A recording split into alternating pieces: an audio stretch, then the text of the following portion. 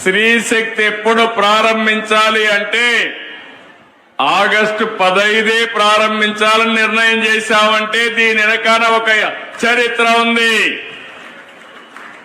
మీకు ఆర్థిక స్వాతంత్రం తేవడం, ఆడబిడ్డల గౌరవాన్ని పెంచడానికి ఈ ఎన్డీఏ ప్రభుత్వం పనిచేస్తా ఉందని మరొకసారి మీ అందరికీ విజ్ఞప్తి చేస్తున్నా.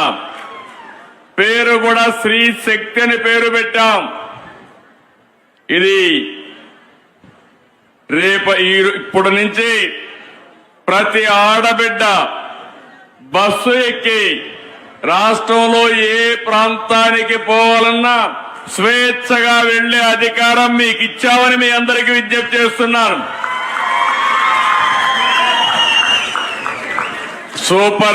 సూపర్ 6 ఆ రోజు చెప్తే నమ్మలేదు.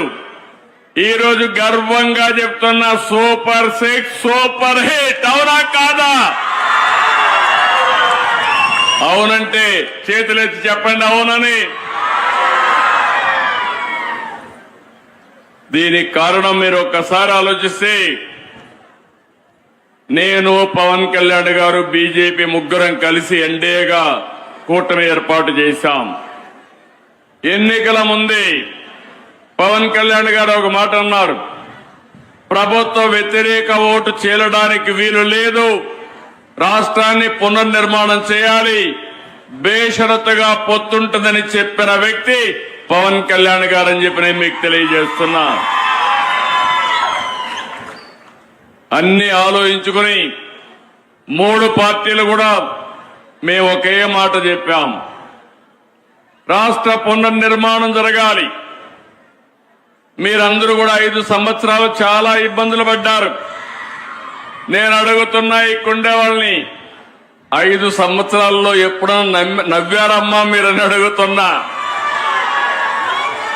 ఇంట్లో అయినా ఆనందంగా ఉన్నారా అని మిమ్మల్ని అడుగుతున్నా. రోడ్డు మీదకి వస్తే తిరిగి ఇంటికి పోతామని భరోసా మీకుందా అని అడుగుతున్నా. ఈ రోజు హామీ ఇస్తున్నా, నా ఆడబిడ్డల జోలికి ఎవడైనా వస్తే తాట తీస్తా. మీరు నిర్భయంగా ఉండొచ్చు. మీరు ఒకసారి గుర్తుపెట్టుకోవాలి, నాకు మీ మీద ఎక్కడా లేని అభిమానం ఇప్పుడు కాదు, 30 ఏళ్ల నుంచి ఇదే పని చేస్తున్నా. నేను మీటింగుల్లో చెప్పేవాడిని, ఆడబిడ్డల పరిస్థితి చూస్తే చిన్నప్పుడు తల్లిదండ్రుల పైన తల్లి తండ్రి కూడా వీక్ష చూపించేవారు.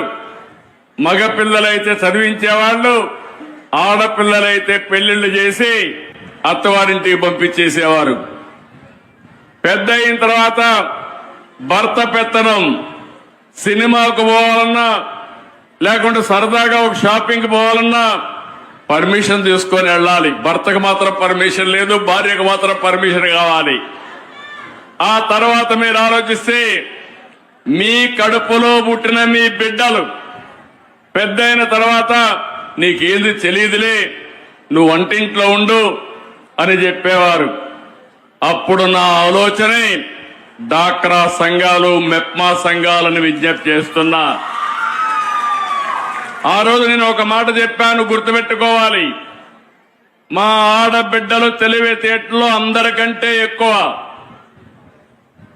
ఒక విధంగా చెప్పాలంటే, ఈ రోజు మీరు ఆర్టీసీ బస్సుల్లో చూస్తున్నారు. నేను ఆ రోజు ఉద్యోగాల్లో కాలేజ్ సీట్లో రిజర్వేషన్లు పెట్టాను, 33% పెట్టాను.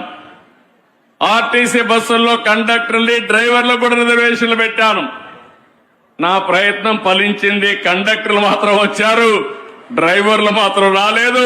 తొందరలో ఆర్టీసీలో డ్రైవర్లుగా కూడా మా ఆడబిడ్డలు వచ్చే పరిస్థితి వస్తుంది. తొందరలోనే ఎలక్ట్రికల్ వెహికల్స్ వస్తాయి. స్టీరింగ్ దగ్గర కూర్చుంటే ఆటోమేటిక్ గా డ్రైవింగ్ చేసే పరిస్థితి వస్తుంది. కాబట్టి మా ఆడబిడ్డలు పైకి వచ్చే అవకాశం వస్తుంది. స్త్రీ శక్తి ఉచిత బస్సు ప్రయాణం. అయ్యా చంద్రబాబు నాయుడు గారు, మీరు అధికారంలోకి వచ్చే ఛానల్ అవుతుంది, ఇప్పుడు గుర్తొచ్చిందా? అది కూడా మేము వెంటబడితే కదా నీకు గుర్తొచ్చింది. అప్పుడు అడ్వర్టైజ్మెంట్స్ ఇచ్చాం. ఇంతకు ముందు కూడా నేను చెప్పా, తిరుపతి వెళ్ళాలనుకుంటున్నారా? ఉచిత బస్సు ఎక్కండి, తిరుపతి వెళ్ళండి. కాళహస్తి వెళ్ళాలనుకుంటున్నారా? వెళ్ళండి అని చెప్పినావు నువ్వు. అంతేకాదు, నేను మీకు ఉచిత బస్సు ఇచ్చా, ఎక్కండి, నేనే డ్రైవర్ని, పోనీ అన్నావు. ఇవాళ సగం దూరం ఎక్కి దించుతున్నావు, మళ్ళీ ఎక్కిస్తున్నావు. ఏంటి అన్యాయం అని అడుగుతా ఉన్నా.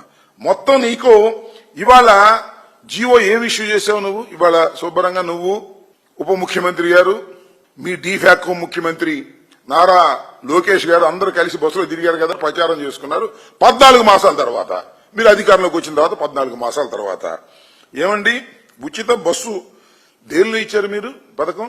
Palle Velugu, ultra Palle Velugu, city ordinary, city metro, express, ఈ బస్సులు మాత్రమే. మొత్తం 16 కేటగిరీ బస్సులు ఉంటే కేవలం 5 బస్సుల్లో మాత్రమే నువ్వు అవకాశం ఇచ్చావు. 6 బస్సుల్లో. కడవాయిని ఓకే కదా, కడవాయిని లేవుగా, ఎక్కే పని లేదుగా.